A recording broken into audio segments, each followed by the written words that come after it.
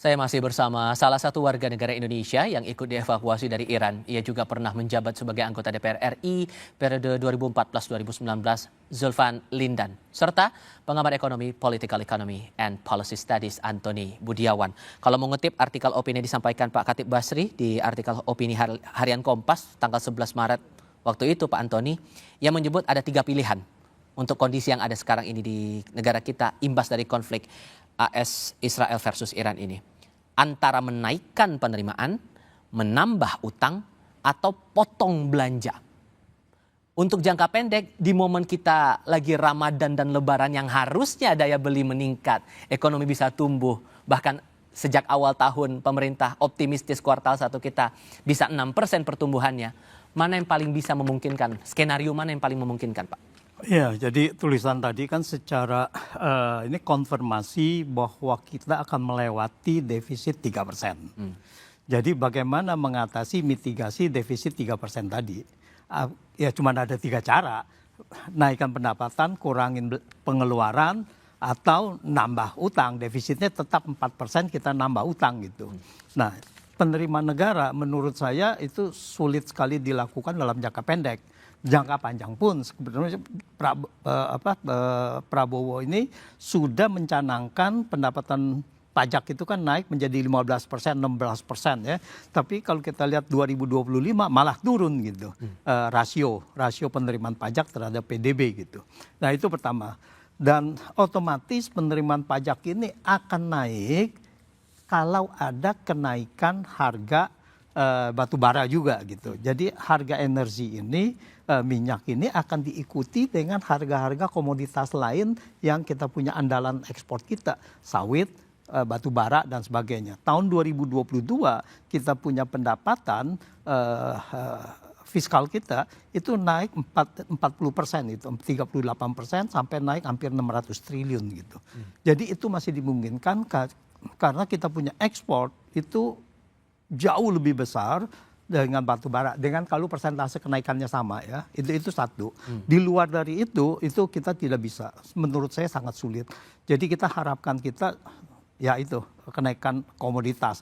Masalahnya adalah ini akan membebani rakyat miskin, inflasi akan semakin besar lagi gitu. Buat nolong mereka, apakah salah satunya dengan saran dari Said Abdullah, Ketua Banggar DPR yang menyebut memaksimalkan kebijakan untuk bantuan sosial produktif? Nah itu salah satunya, jadi memajukan jadi sosial, tetapi masalahnya kan itu memperbesar defisit lagi gitu. Nah itu memperbesar defisit. Dan yang kedua tadi mengenai pengurangan belanja, dan itu make sense dan harus kombinasi ke situ. Dan yang ketiga adalah mengenai kenaikan utang.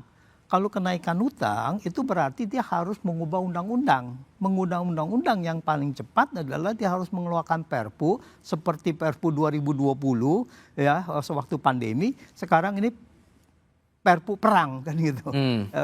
Perpu konflik Timur Tengah. Nah di situ dia menaikkan 3% atau 4% atau berapapun. Salah satu sewaktu saya bicara di forum buruh itu juga saya mengusulkan bagaimana mitigasi terhadap buruh ini kalau sampai terjadi PHK dan sebagainya. Saya bilang ini harus ada mitigasi jaring pengaman sosial untuk buruh, misalnya 1% khusus untuk itu dan tidak boleh digunakan yang lain. Dan saya rasa itu mungkin masih bisa diterima oleh lembaga pemeringkat internasional karena ini adalah di luar kondisi yang normal. Dan itu bisa dilaksanakan dalam waktu cepat menurut? Dan itu bisa dilaksanakan dalam waktu cepat sekali gitu. Ya. Pak Zulfan, karena kondisinya sekarang warga was-was, nggak tahu nih arahnya bakal gimana. Karena sekarang orang mikir, aduh makan kita hari-hari aman nggak ya? Waduh transportasi kita hari-hari aman nggak ya? Memastikan kondisi keamanan kita benar-benar stabil tuh, kita bisa berbuat apa ya Pak? Ya, biasanya kan pemerintah itu melakukan langkah-langkah ya. Kalau meyakinkan rakyat kan sudah disampaikan oleh Pak Bahlil, misalnya BBM aman, Menteri Keuangan juga seperti itu, daya beli kita aman kan gitu. Itu oke. Tetapi bagaimana caranya bahwa aman itu di dalam realitanya itu betul-betul ada. jangan sampai bertentangan kan gitu. Misalnya BBM dibilang aman, sampai kapan? Tapi antrian panjang. Antrian panjang. Ini kan orang was-was. Kemudian kita bilang pangan aman, ya kan? Tapi orang beli beras susah, ayam susah, semua susah. Kan jadi panik lagi orang gitu loh. Nah jadi langkah-langkah ini yang harus diambil, jangan statement, tapi realitanya juga dihadirkan di tengah-tengah masyarakat. Kalau Dan saat ini? Iya, saat ini kan kita bilang masih statement nih, ya kan? Bagaimana caranya menghadirkan itu ada nyata di tengah-tengah masyarakat, ya kan? Tidak kesulitan mendapatkan barang, tidak kesulitan mendapatkan BBM, ya kan? Itu yang kita harus hati-hati gitu. Nah, makanya langkah-langkah ini kan sebenarnya jangan menteri yang menjelaskan, Tapi presiden langsung, supaya lebih yakin orang. Kalau menteri ini bisa dibilang, wah ini cari muka sama presiden nanti ini, korbannya rakyat kan gitu. Presiden langsung take over. Situasi gini nggak bisa menteri, orang nggak confident. Harus presiden yang menyampaikan supaya rakyat lebih confident. termasuk kemungkinan-kemungkinan apa yang diambil pemerintah kalau perangnya berkepanjangan yang bahkan bisa lebih 4-5 minggu, melebihi apa yang dikatakan Trump waktu itu. Iya, kan presiden yang tahu. Presiden bisa komunikasi sama Trump, bisa komunikasi sama presiden Iran, ya kan? Bagaimana nih sebenarnya? Sama Putin lagi, yang katanya mau buat resolusi PBB misalnya.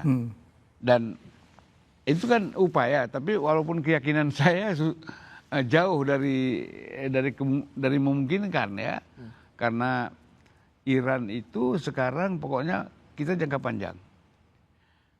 Yang menyerah itu bukan kita, harus Amerika dan Israel yang menyerah. Nah, kalau sudah ego-egoan seperti ini, memberikan kepastian di tengah kondisi yang serba sulit ini bakal lebih menantang ya, Pak Antoni? Iya, iya. Jadi ya di situ bahwa tantangannya bahwa ekonomi ini akan pasti masuk kepada kalau strateginya saya sebutnya endurance, ya ketahanan berlangsung lama, itu ekonomi saya yakinkan bahwa potensinya besar kita masuk krisis, gitu. Dunia masuk krisis. Jadi bukan hanya kita saja gitu. Tapi kalau dibandingkan dengan 98 seperti yang ditakutkan beberapa orang? Bisa terjadi kalau eskalasi ini ke bidang moneter. Artinya begitu ekonomi drop, ya fiskal defisitnya naik besar, lalu terjadi capital outflow. Nah begitu terjadi capital outflow, maka rupiah akan tergelincir. Sekarang sudah Januari Februari aja sebelum perang sudah keluar 4,6 miliar cadangan devisa kita. Sudah turun 4,6 miliar. Nah kalau dia turun lagi sampai dan tidak ada masukan, tidak ada investasi, tidak ada itu bukan tidak mungkin bahwa tergelincir 10 miliar saya perkirakan itu akan bisa menjadi 18.000 lebih. Tapi singkatnya apapun yang terjadi, optimisme untuk ada perubahan itu masih ada? Pak Zulfan? Ya. Memperbaiki keadaan yang serba tidak pasti ini? Singkat saja. Saya selalu mengatakan bahwa di Indonesia ini sangat tinggi solidaritinya ya. Baik dari pengusaha, dengan pemerintah dan rakyat. Jadi sehingga itu bisa dikonsolidasikan. Baik. Ya. Kan kita bisa buat lagi Patriot Bond kan. Oke. Oke. Semoga tidak ada hal-hal drama baru lagi di tengah ketidakpastian ini. Pak Antoni, terima kasih. Pak Zulfan, terima kasih sudah bergabung bersama kami. Dan terima kasih juga untuk Anda sudah menyaksikan program Rosi. Saya Tifal Solesa, jumpa lagi pekan depan. Tetap di Kompas TV, independen, terpercaya.